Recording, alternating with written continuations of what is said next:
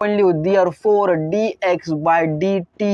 Okay okay sir is equal to sir काय येणार 5t चा काय येणार 6वा घात पुन्हा काय येणार प्लस 2t चा काय सर वर्ग म्हणजे स्क्वेअर मायनस 2t पुन्हा काय सर -6. ओके therefore काय सर इथं तर गुणाकार आहे तर डिफरन्शिएशन होणार म्हणजे 6 गुणले 5 किती 6 पंचे 30 पुन्हा ब्रॅकेट में टी तर सर 5वा घात -1 होता असतं सर जी.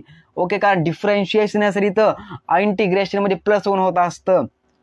ओके ना. ओके सर किती सर आली इतकं उत्तर आलं. ओके 30 ब्रॅकेट में टी चा 5वा घात पुन्हा काय सर प्लस 2 4 पुन्हा काय सर टी पुन्हा काय सर -2 टी कटून गेलं आणि इथं संबळ कटून गेलं म्हणजे -0 उत्तर आलं. ओके ओके सर therefore काय येणार सर इथं 3 गुणिले आता येणार 3 गुणिले 2 गुणिले 2 गुणिले 2 गुणिले 2 गुणिले 2 म्हणजे सर किती उत्तर 2 ला सर आपला 5 दा गुणायचंय. ओके 3 झाले 4 ने ओके 5 किती उत्तर आले सर रे 3 बे के बे 2 4 4 1 4 4 2 8 8 1 8 2 16 आणि 16 2 32 उत्तर आलं. क्लिअर ना क्लिअर सर.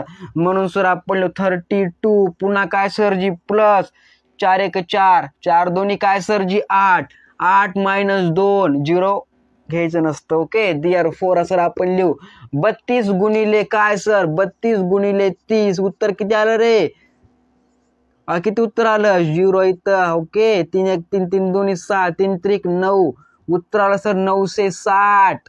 ओके ओके तर बघा 960 लिहू आपण 960 प्लस काय बघा 8 मधून 2 गेले 6 राहिले is equal to 966 meter per second is this question answer.